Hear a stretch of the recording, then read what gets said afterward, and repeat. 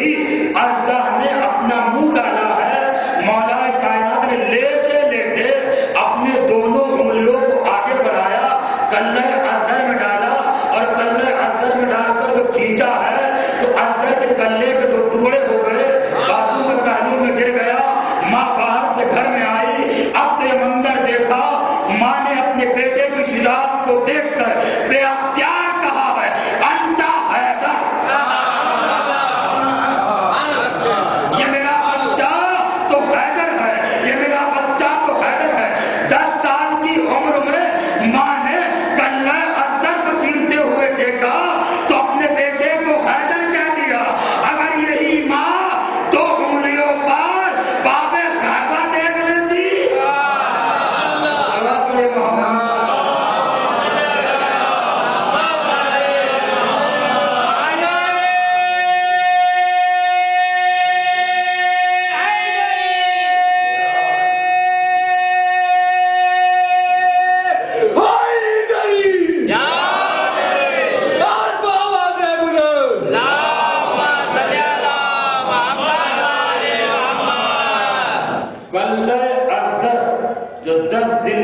چیر دے اسے حیدر کرار کہتے ہیں۔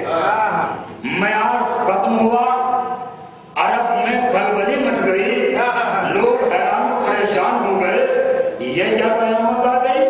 اس بچے نے ہمارا معیار ختم کر دیا، اس بچے نے ہماری نسلوں کی پہچان ختم کر دی، ہمارے بچے پہچانے کیسے جائیں گے، ہمارے بچوں کا تعارف کیسے ہوگا، ہمارے بچوں کی پہچان کیسے ہوگی؟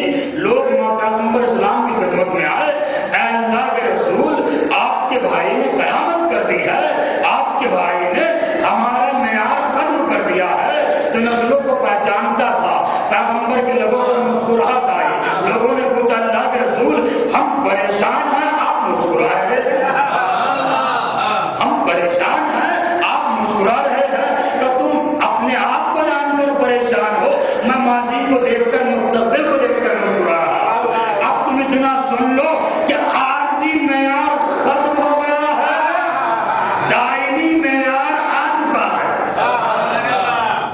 اللہ کے رسول وہ کیا ہے کہ آج سے نسلوں کی پہچان کا معیار میرا یہ بھائی علی ہوگا، آج سے میرے بھائی علی معیار بنیں گے۔ کہ اللہ کے رسول وہ کیسے کہ جو علی کا چہرہ دیکھ کر مسکراتا ہوا مل جائے وہ حلالی کہلائے گا۔ ایک سلام ہے محمد،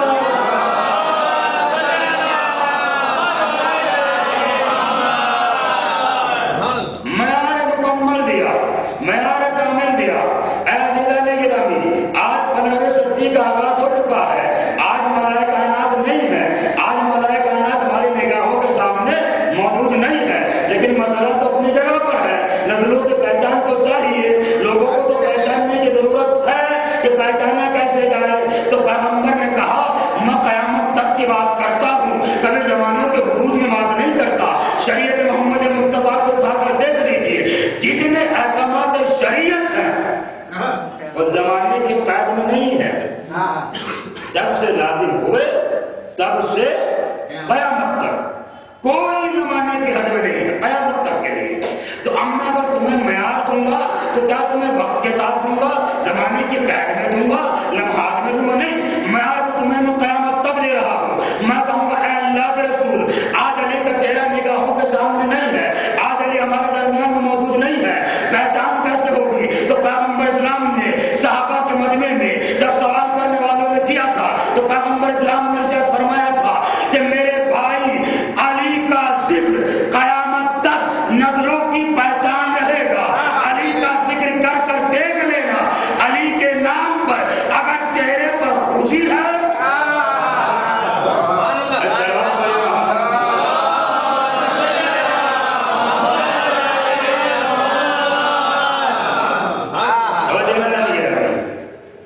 جنت مومنین کو پیش نظر رکھتے ہوئے میں اس بات کو یہی برداشت کروں گا انشاءاللہ، چونکہ یہ جو میں بات آپ کی خدمت میں کر رہا ہوں یہ بڑی ہمت افزائی کی بات ہے، اور اس پر جتنی ہمت افزائی ہو مقام اتنی ہی آگے بڑھتا ہے۔ میں پھر اپنی مندر کی طرف پلٹ رہا ہوں، انشاءاللہ پھر اس پر گفتگو کروں گا۔ آپ اپنی مندر پر آتے ہوئے میں نے انسان کے تعلق سے بات کی، انسان کے تعلق سے اللہ کہہ رہا ہے لا تعلمون شیئا، انسان کچھ نہیں جانتا۔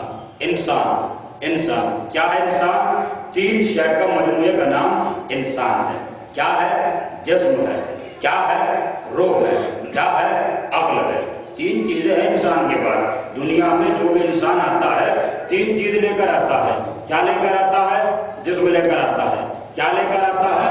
عقل لے کر آتا ہے، جسم لے کر آتا ہے۔ دوسری چیز کیا لاتا ہے؟ نفس لے کر آتا ہے۔ تیسری چیز کیا لاتا ہے؟ روح لاتا ہے۔ تین چیزیں انسان کی زندگی کی علامت ہے۔ انسان میں تین چیزیں پائی جاتی ہیں، جسم ہے، نفس ہے، روح ہے۔ تین چیزیں قرآن نے بیان کی، قرآن اس کی طرف اشارہ کر رہا ہے۔ انسان میں تین چیزیں پائی جاتی ہیں۔ اب جب یہ تین چیزیں پائی جاتی ہیں تو ان کا اپنا بتاتے خود بھی کوئی تقاضا ہے، اور ان کا تقاضا کیا ہے کہ اگر جسم ہے تو فطرت لازمی ہے۔ توجہ ہے نہیں ہے؟ جسم ہے تو فطرت لازمی ہے۔ جہاں جسم ہوگا وہاں فطرت ہوگی۔ میں آج آپ کی خدمت میں بڑے اونچے معیار پر بات کرنے جا رہا ہوں، لیکن اس لیے کر رہا ہوں کہ الحمدللہ آپ کا معیار بھی اونچا ہے، اس لیے میں بڑی اونچی بات کرنے جا رہا ہوں۔ بس ذہن میری طرف متوجہ رہے، ایک بات آپ کو غور سے سننی ہے، اور میں جو بات آپ کو ہدیہ کر رہا ہوں اسے اپنے ذہنوں میں خود رکھیے، انشاءاللہ آگے بڑی کام آئے گی۔ جسم ہے اس کا وہ تقاضا ہے، جسم کا تقاضا ہے فطرت۔ اس کے بعد دوسری چیز کیا ہے جسم میں؟ روح۔ اگر انسان کے پاس روح ہے اس کا بھی کچھ تقاضا ہے۔ روح ہے تو روح کے ساتھ عقل کا ہونا لازمی ہے۔ جسم ہے فطرت آئے گی، اب روح ہے عقل آئے گی۔ تیسری چیز کیا ہوتی ہے؟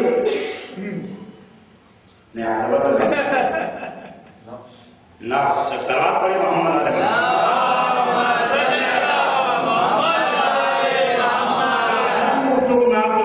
کر رہا ہوں، میں کہہ رہا ہوں کہ لفظ کو اپنے ذہنوں میں محفوظ رکھے۔ جسم ہے فطرت آئے گی، روح ہے عقل آئے گی، نفس ہے خواہش آئے گی۔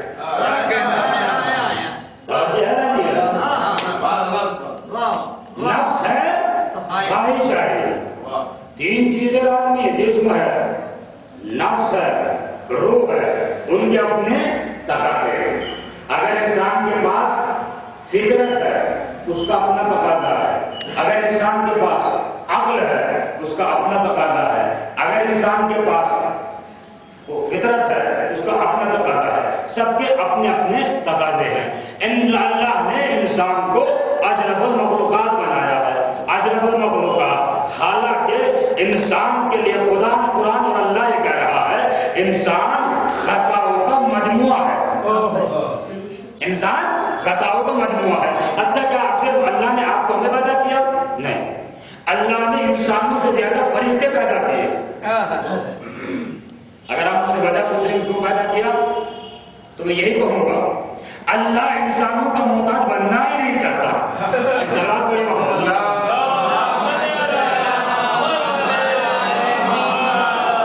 کہ تم میری نماز پڑھو گے تو میں اللہ کہلاؤں گا، تم میرا روزہ رکھتے ہو تو میں نہیں، تمہاری ضرورت ہی نہیں ہوتی۔ جو بھی کچھ میں نے لازمی کیا وہ تمہارے لیے کیا، تمہارے فائدے کے لیے کیا۔ تم کرتے جاؤ، فائدہ اٹھاتے جاؤ، دنیا میں بھی فائدہ ملے گا، آخرت میں فائدہ ملے گا۔ تو انسان نے زیادہ کسے پیدا کیا؟ فرشتوں کو۔ بلند کون ہے؟ خطا کس سے نہیں ہوتی؟ خطا کس سے ہوتی ہے؟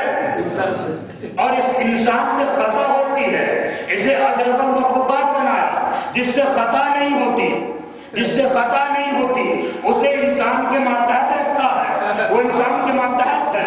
انسان فرشتے پر حاکم ہے، فرشتہ انسان کا محکوم ہے۔ فرشتہ کیوں محکوم ہے؟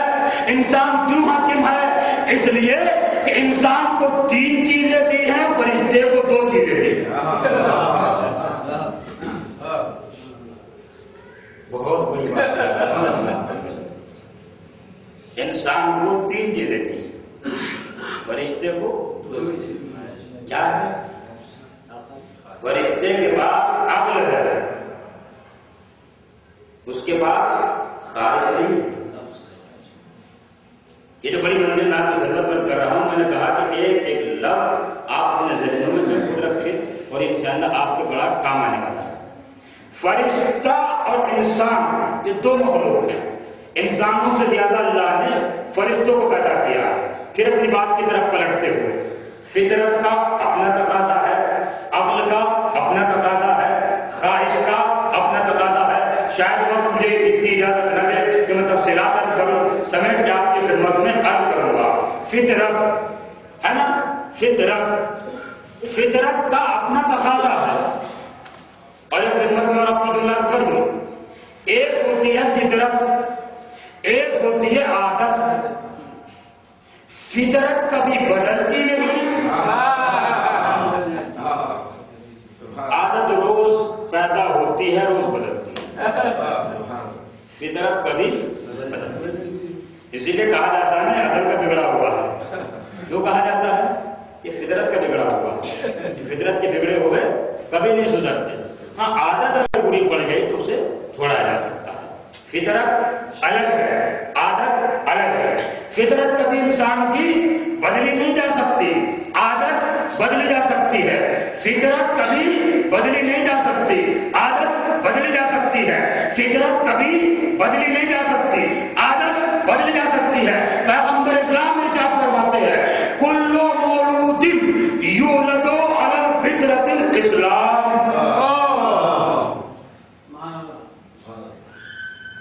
کل مولود یولد علی الفطرۃ الاسلام. ہر بچہ جو دنیا میں آتا ہے اپنے اندر فطرت اسلامی لے کر آتا ہے. اس کے اندر اسلامی فطرت ہوتی ہے. اور پھر آپ جا کر ملاحظہ فرمائیے، جناب المودت ملا شیخ حسین کاشفی لکھتے ہیں کہ اسلام سے مراد محبت مولا کائنات امیر المومنین